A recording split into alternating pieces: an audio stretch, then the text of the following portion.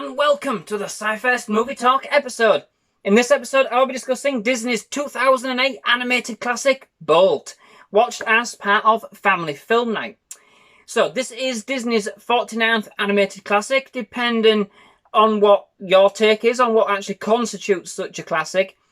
Still working on the episode to explain what I mean in my Disney reviews with regards to my take on classics numbering. Probably just finish it in time, I would suppose, to have watched all the Disneys that there actually is. But seriously, do subscribe to my channel to catch that episode as soon as it is released. But just as a kind of short, brief one, it depends on whether or not you classify some of the films as part of the classics range in America or the United Kingdom. Depending on the country, some are and some aren't. It was the distribution, how they were distributed. So yeah, a bit of a complicated thing, but towards the higher levels, the numbering system starts to go a little bit ajar, depending on what your take is. So mine, I classify both the American and the United Kingdom ones together. So technically, this is the 48th animated classic, but there is one that kind of bumps it in on either side to make this the 49th one for me. Anyway, there will be more of an explanation coming at some point, but that's the brief end of it anyway. United Kingdom versus the United States, depending on which movie was released when. So, this movie does actually come from a time when Disney were perhaps kind of churning out films which weren't perhaps quite as remarkable or indeed as profitable as they kind of produced in the early 1990s. Sort of not quite capturing the magic of the likes of Aladdin, The Little Mermaid, Beauty and the Beast, and of course the Lion King. This film, however, is often referred to as the Disney that did actually usher in a new age for the studio. Whilst they were kind of still experimenting with their formula, they started to take more direction from other companies, especially Pixar, which kind of does start to become more noticeable as we kind of progress through the next series of films released by the studio. This movie certainly has more of the look of and feel of a Pixar movie. It isn't though, it is a Disney through and through. But it does start to get a little bit harder to differentiate from here on in, to be quite fair.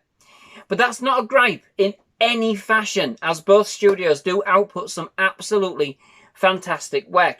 And at the time, Disney had Pixar basically almost calling the shots in order to turn the company around from the slump. And indeed, they most certainly did, adding their own brand of magic into the mix along the way. So, Bolt. It is introduced to, well, Bolt, a dog as voiced by John Travolta, who is the star of an action-packed TV show with his owner, Penny, as voiced by Miley Cyrus. Only, Bolt believes it's all real. To get a depth of emotion from Bolt in each episode, the likes of which had never before been seen on screen, the crew bend over backwards to ensure he never finds out that it's all make-believe. However, they didn't count on his love for Penny, nor his tenacity and resolve to keep her safe.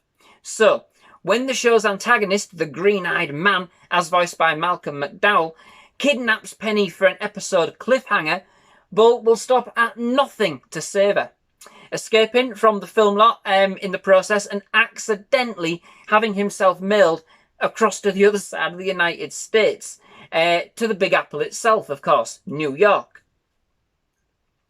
Here, he meets Mittens, a streetwise cat as voiced by Susie Essman. Initially thinking she's in league with the green-eyed man, they do start on a journey to get Bolt back to Penny on the West Coast that will see them become the best of friends, taking the sights of the US and team up with their full-spirited and extremely keen and eager hamster named Rhino, as voiced by Mark Walton. So, initially, this film tries to bemuse the audience itself by actually starting as though it was indeed the TV series itself.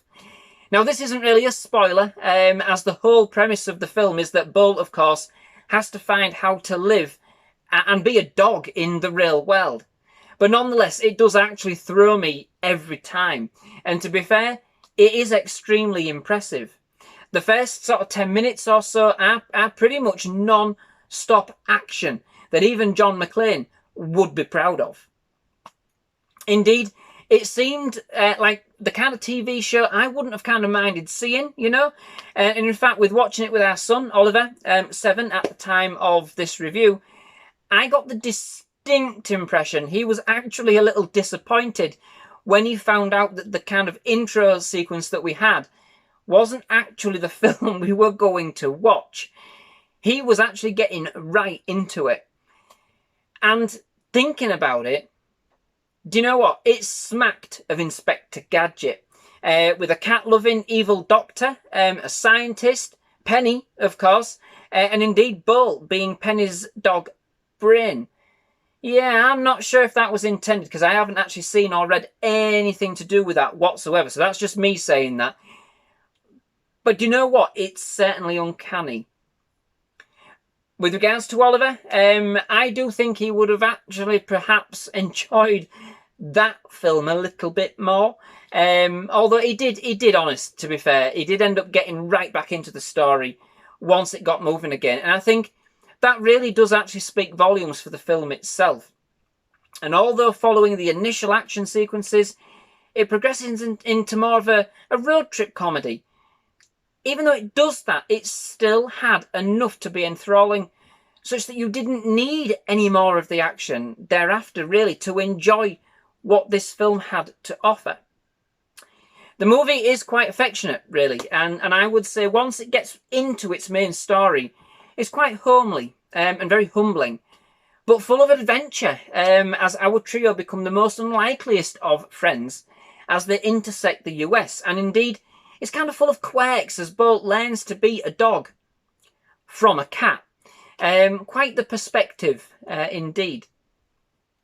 However, whilst I would say that although the animation is fantastic, for the most part, indeed very eye-catching in places, and again homely in others, at times it did kind of look a little bit unfinished, and less detailed than it actually, than it does for the most part, because mostly it is exquisite. It's not wholly noticeable, and it may be due to the fact that the film was in fact rendered in 3D. I actually watched 2D Blu-ray for this review, by the way, just so that we're clear. And so I didn't notice this effect the last time I did actually watch it in 3D. We did actually see this film at the cinema in 3D upon its initial release, and we went with my mother-in-law, with my now mother-in-law. She wasn't my mother-in-law back then. However, she'd never been to see a 3D film before. And despite us actually telling her to put them 3D specs on, and in fact, so did the intro on the film, she proceeded to sit there and watch the whole film with no 3D specs on at all. I'm not sure exactly what she thought she saw.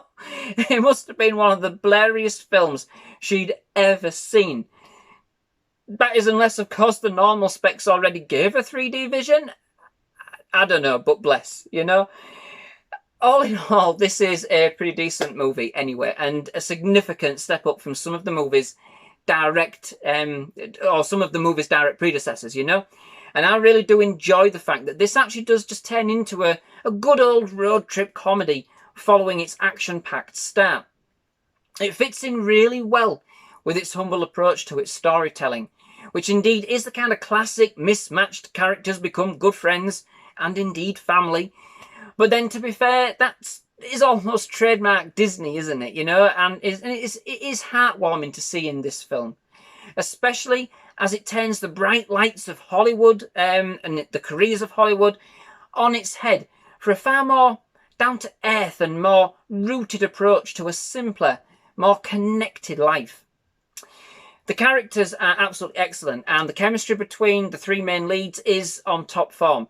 Even though they are indeed animals, we are watching on screen the storytelling, their story really matters. And as an audience, it really does allow us to connect and really follow along as they go on their adventure, which is simply fantastic family fun all round. The best character for me, by far, has simply got to be Rhino. He deserves a mention. I mean, as a person who has had hamsters in the past, I can certainly get their energy, And Rhino, he has it in bounds. For such small, tiny little creatures, they always have bags of energy, especially as they travel that endless road to nowhere, And Rhino, indeed becomes the motivational linchpin of the team. So, overall, this is a splendid film. Very heartwarming and indeed very homely, with what starts out as a full-scale action-adventure opening up into a more rounded and humble road trip comedy, with three of the most unlikely of friends. The change in pace doesn't affect the viewing experience. Indeed, I believe it actually enhances it, allowing the audience to really invest and connect with the characters, albeit as animals, on a real kind of personal level. The fact that they are some of the most common family pets, of course, really does help, I'm sure. The film's message is strong in the way that Bull ends up finding the courage and the conviction in his heart to not only mount his rescue for Penny in the first place, but to also continue and attack his problems head on, even when ultimately he concedes that everything he knew about his life was torn from him, and indeed finding out that his proposed superpowers were fake. Going on his own personal journey of discovery, rescuing his friends, and ultimately finding his way back to Penny. It certainly tugs at your heart, I'm absolutely sure, and indeed your own sense of adventure. I know it's certainly one that I would love to go on one day. Crossing the US, I mean. Yes, not becoming a dog. But the trekking across the US is something I would definitely love to do. And, what a way to do it. So, that brings me to the end of this episode. Many thanks for watching. I do hope you've enjoyed it. If you have, please leave a like. Please do hit that subscribe button for more movie reviews, trailer reactions, and other movie-related content. Absolutely loved having you here at SciFirst Movie Talk. We would definitely love to have you back. But most of all, thank you very much for watching. Goodbye.